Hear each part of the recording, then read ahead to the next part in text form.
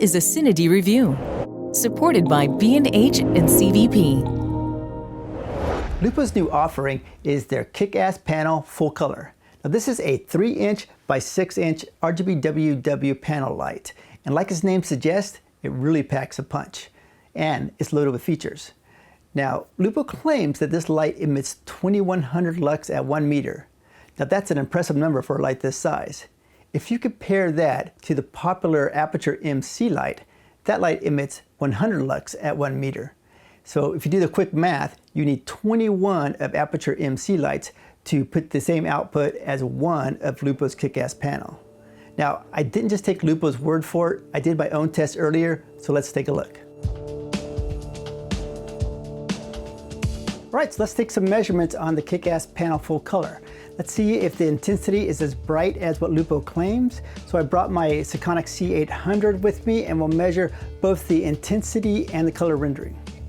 First, we're gonna start off at 5600K. So I have 5600K, I have it fully up right now. The green is at 0. Okay, so we are also in CCT mode. So that's your basic dual color mode, and that's where the light is gonna be the brightest.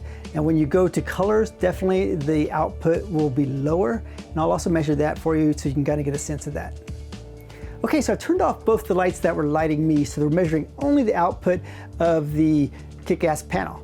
Now I got my Sekonic here. I'm gonna store all the data in the memory and we'll come back and check out what we got. So first we're gonna measure at 1 meter, then at 6 feet, and then at 10 feet. Okay, here we go, 1 meter.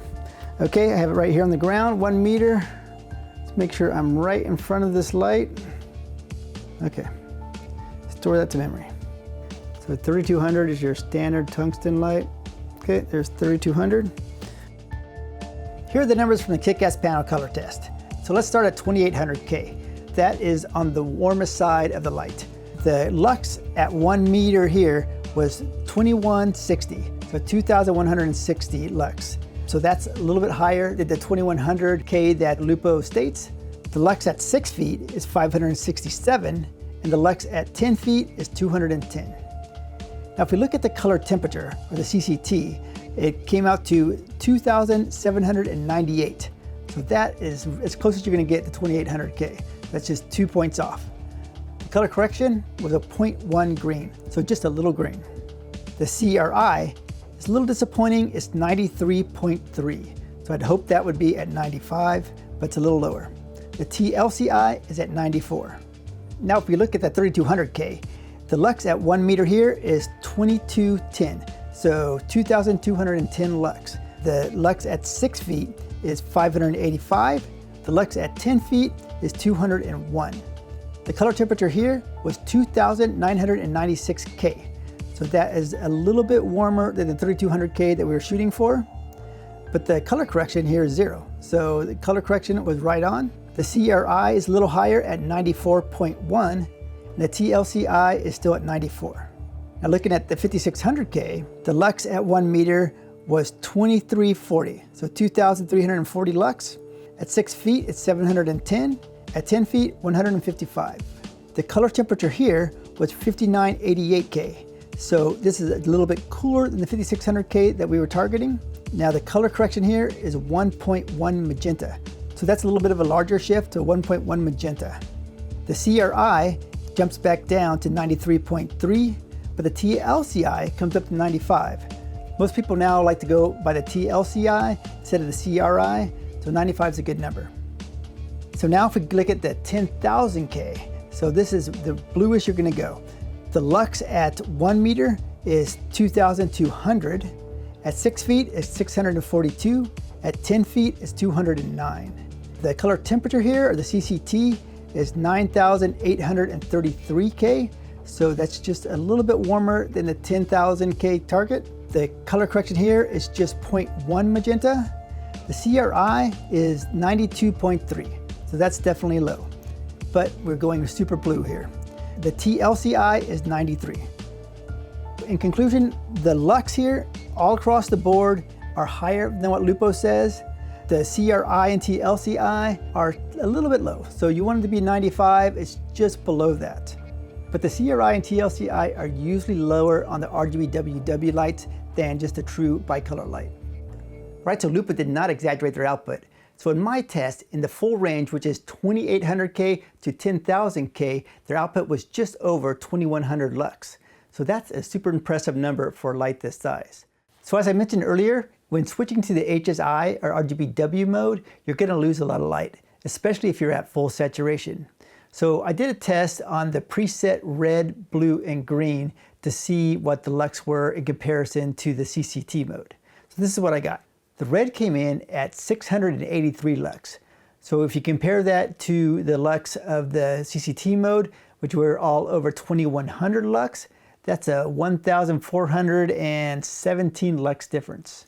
The green came in at 1,430 lux. So that's a 670 lux difference. The blue came in at 229 lux. So that's a 1,871 lux difference. So as you can see here, different colors of light emit different lumosities. And it's very obvious that there's a huge drop between the CCT mode and the color modes. Let's take a look at the modes that are available on the Kickass Full Color. Right now I'm on HSI mode. So HSI is for hue, saturation, and intensity. What's nice about HSI mode, if you spin the second knob, you can just shock whatever color you're trying to get.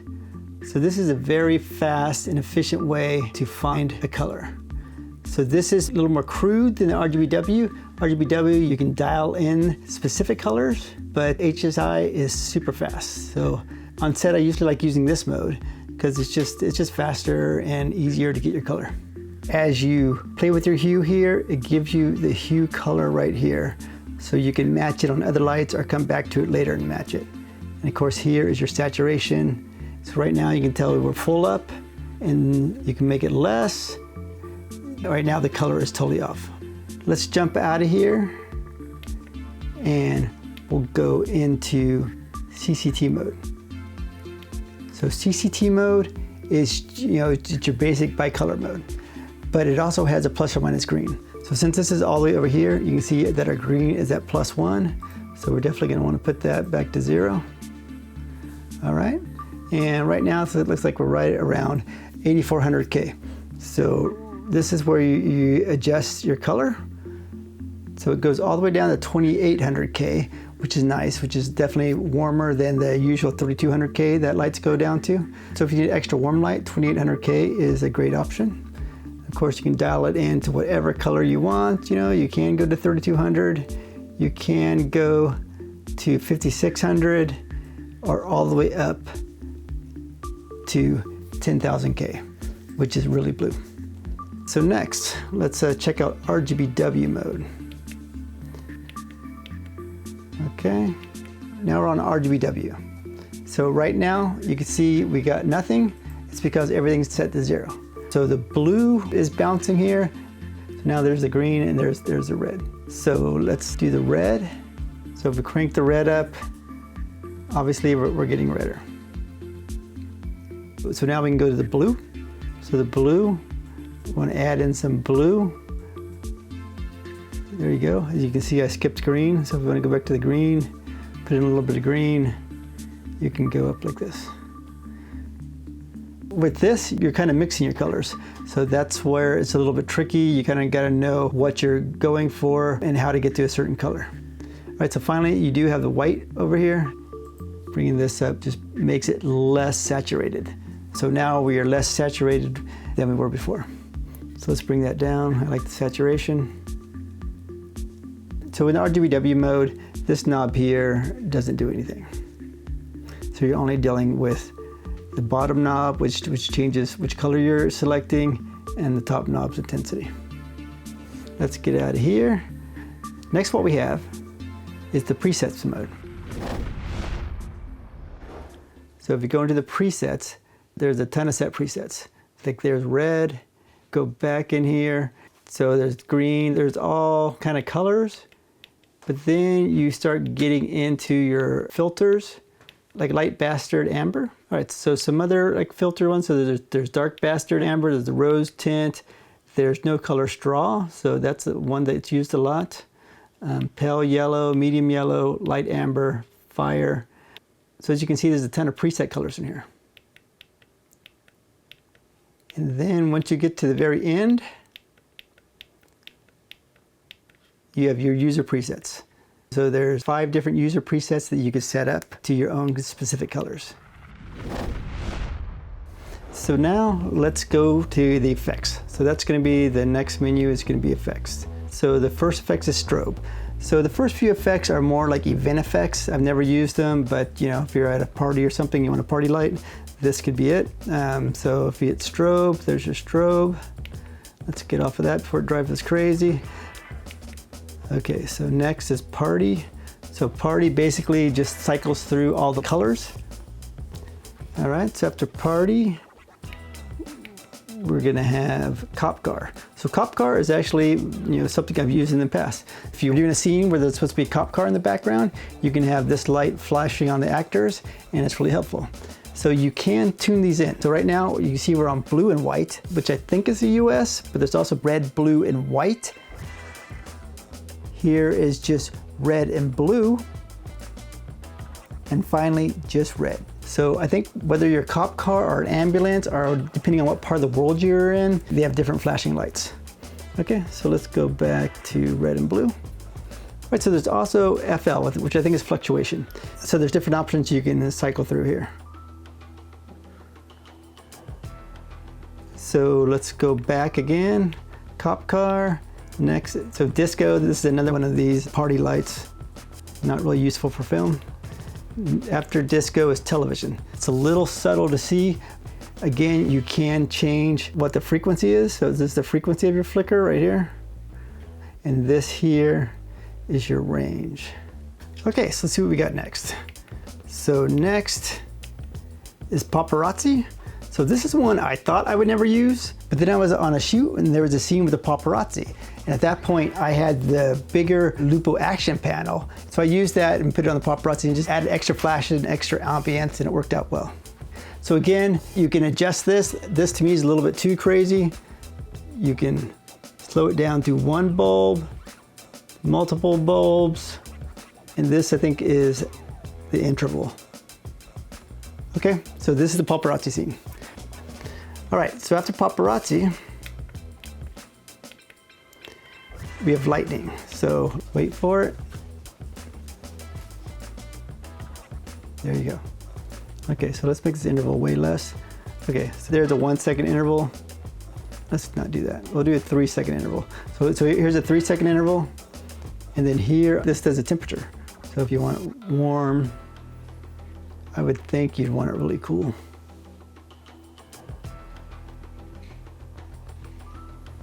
Okay, so that's lightning. So you have an explosion. So you could use this if you had a shot with an explosion, like a car exploded or something. For the reaction shot of the actor, you could put this on their face and it would work out well. All right, so next, there's fireworks. Basically a bunch of different color lights going off in random. All right, so after fireworks, there is fire. So fire is something I've definitely used. If you have actors sitting around a fire or something, you want to go for a close-up on their face, adding a little firelight is great. So a lot of times you need to fake a fire because if you don't want a fire marshal or something like that on set, so you can use a light instead. This is where this comes in handy. And again, you can adjust it. So this is the speed. Nope, that does nothing. So this is the speed. So there's a nice and slow. So this would be, you know, more like a candlelight kind of thing. Or if you had like a raging fire, you can go back up to 3. So the last thing to show you here is in device settings. This is how long the display will be on. So right now it's set for 1 minute. You can set it to be always on. You can do 30 seconds too. All right, so I'll keep it at 1 minute. All right, next we have the filter speed. So normal speed, high speed, low speed. I don't know what that does. Next, linearization. So that is kind of how the dimmer works. Exponential, logarithmic. I personally have never found this to be of any use. All right, next is CCT limit. So right now we're 2800 to 10,000, which is the high range, but you could set it lower. you could do 3200 to 5600K, which is your normal bicolor lights. All right, but let's keep it on the high range. Let's see, what else do we have here? You also can reset your device, and that's it. The last thing is the nice on and off switch. I like on and off switches. I don't like it when you have to dim it all the way down to turn it off, because what that does, if you have to turn it off by dimming it all the way down, you lose your dimmer setting. So here they say 68% or 67% is the perfect dimmer setting. Then when you turn it off, you turn it back on, you're going to be right there again. Quickly, another thing is you can see I'm plugged into AC power. So let me show you that. All right, so there's 3 different powering options on the Kickasspanel. So right now I'm powering it through a power supply. So this can be anywhere from 12 to 24 volts. So this can easily be ran off your camera or off your V-Lock battery into here to power it. You also can power it with a USB-C power cable, which they include. I'm not a huge USB-C fan, but it definitely works. So my issues with USB-C is that they're finicky. They can easily break. I'm sure you've had them break in your phones and stuff. I prefer to power it through the AC power supply or through an MPF battery. But one thing I did find out is that it did go through my MPF batteries pretty quickly. So that's something you should keep in mind. Let's take a look at the front of the light now. So if you look here, you can see that all the LEDs have an intensifier in front of them. So this is one of the things that helps make the light so bright. Now, what the intensifier does, it intensifies the light, but it also narrows your beam angle. So you should be aware of that. So this has like a 45-degree beam angle, when some lights have actually up to a 120-degree beam angle. So this light is going to be more spotted and less wide. This can be a good thing because it has less spill all over the place, but if you do need a big wide instrument, then this is not the light for you. All right, let's turn it on, just take a look. All right, so here's on really low, so you can kind of see what's happening. Let's change our color balance. Here is 2800K, and then we'll just kind of cycle it through all the way up to 10,000K. It also comes with a little simple diffusion that you can screw on. So I would prefer if they had some kind of system, a clip-in or something, so you wouldn't have to spend the time to screw these in. But once they're in, it's very solid. Okay, so here it is with the diffusion on. I have it dimmed way down now. Of course, you can go way up. I don't want to blind my camera. Let's talk build quality. So like most Lupo lights, the Kickasspanel is made out of brushed aluminum with a technopolymer shell. I've had really good luck with this technopolymer material that Lupo uses. You might have heard my story about how my gaffer dropped my big 1x2 Lupo on the ground from 6 feet, and there was no damage at all to the shell. So definitely robust material. So in conclusion, Lupo's Kickass Full Color RGBWW panel light really lives up to its name. I mean, the amount of light coming out of this small instrument is really impressive. The HSI and RGBW modes are really thought out and are easy to use, plus there's a lot of nice effects. Now, one thing I was a little disappointed on is the CRI and TLCI. So it came in at 93.3 to 94.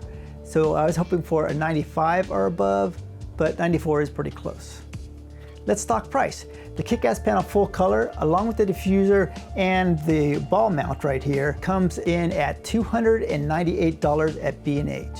Now for the sheer amount of light output and the features packed into this small light, I think it's really reasonable. If you're looking for a small but very powerful and robust RGBWW panel light at an affordable price, then the Kickasspanel Full Color could be the light for you. This is a CineD review, supported by B&H and CVP.